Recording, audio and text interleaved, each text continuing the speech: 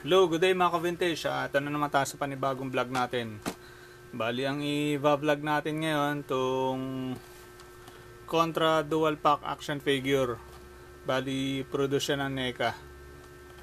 Bago natin simulan guys, kung di pa kayo nakaka-subscribe sa channel natin, mag-subscribe na kayo dito sa subscribe button na pula. Then hit nyo yung bell icon para lagi kayong notified sa mga latest videos na ipopost ko. Okay mga ka-vintage, tara.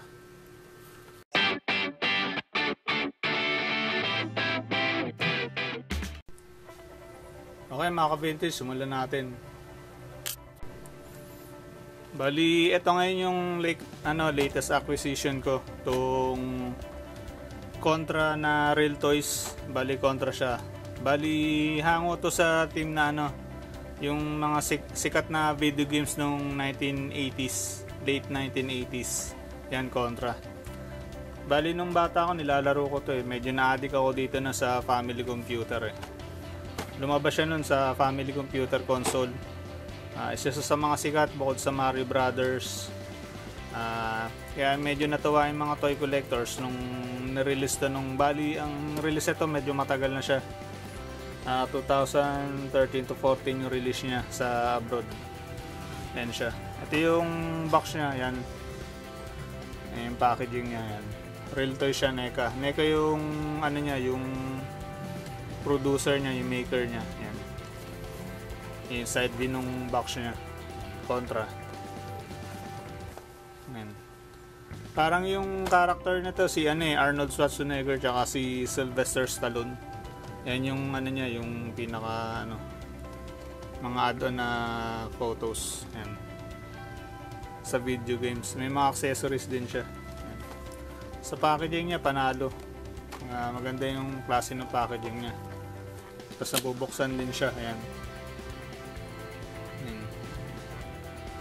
Parang yung theme ng box niya parang sa video games yung nilalaro. Ayun yung loob ng niya, yung mismong box. Ayun yung character.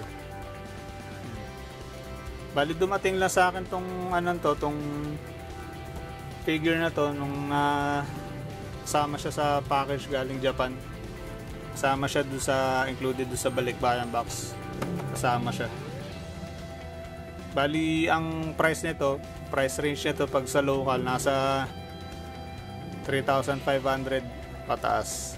Medyo na siya, medyo bihira na yung ganito kasi nirelease siya sa NECA nung panahon na yun. Medyo wala ata nagpo-produce sa ibang Contra figure nun bukod sa release na ito lang eh. Ayan. Mint siya sa box.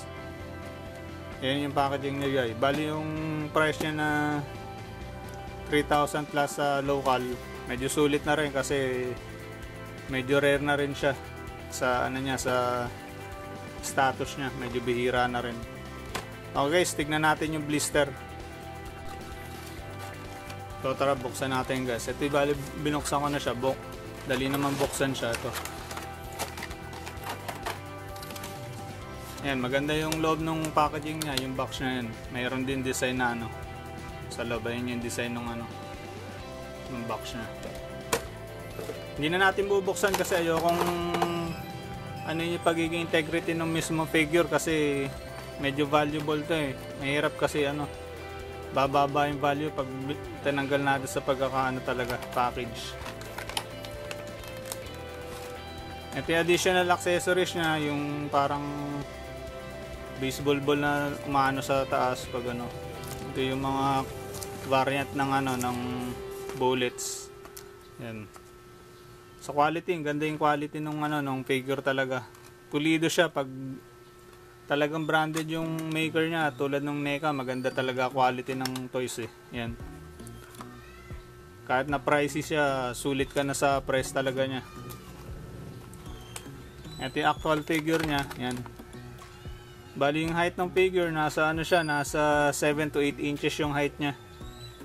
Yan. Quality din yung details, walang overlap sa sa paints. Talagang detalyado yung yung figure niya. Sulit na sulit talaga. Bukod sa pagiging pagiging detailed ng figure, Kung mapapansin nyo, ano rin siya, highly posable din. Ayan, kung mapapansin nyo yung figure nya, may articulation siya, meron head movement, shoulder movement, tsaka ano, mga leg move, ano, mga joints. Ayan, meron siyang joints sa siko, sa tuhod, sa paa, sa ano niya, sa balikat, sa braso, sa ulo. Yan. Yung articulation niya parang sa ano, Marvel Legends. Mga 36 points articulation nata to. Yan. Bali din na natin bubuksan yung ano niya kasi kita naman natin. Ayoko talagang ano, buksan siya eh. Papanatiliin ko siyang mint sa loob ng box. Ayun yung back ano niya, back part niya. Yan, kung mapapansin nyo, detail din talaga. Walang sabit sa ano. Walang sabit sa quality talaga. Kaya ang overall ano ko dito, rating ko dito sa Contra figure na to sa out of 10. Bigyan natin ng perfect 10 para sa ano, sa detail siya, tsaka sa articulation, tsaka sa quality ng ano, mismong overall ng quality ng toys. Bali sulit na sulit siya sa presyong ano, 3,500. Kaya yun. Ayan sila guys oh. Tayo natin. Ayan sila mga ka-vintage. Nakatayo sila. Hindi ko na tinanggal sa blister kasi gaya na nasabi ko nung una, yung bawasan yung integrity ng ano niya, yung pagiging valuable niya. Kasi mabawasan ng price yan pag tinanggal natin talaga eh. Hanggat maaari nasa ano lang siya, loob lang ng box. Tulad ng rating ko kanina, sa out of 10, bigyan ko siya ng perfect 10 na ano, 10 points. Kasi sulit siya sa price niya tsaka sa details. Kaya ganun yung score ko sa kanya. Okay mga ka-vintage, hanggang dito na lang. Maraming salamat. At kung di pa kayo nakaka-subscribe sa channel natin, mag-subscribe na uli kayo sa subscribe button na pula. Hit and like and share nyo na rin para dumami yung community natin. Okay mga ka-vintage, maraming salamat.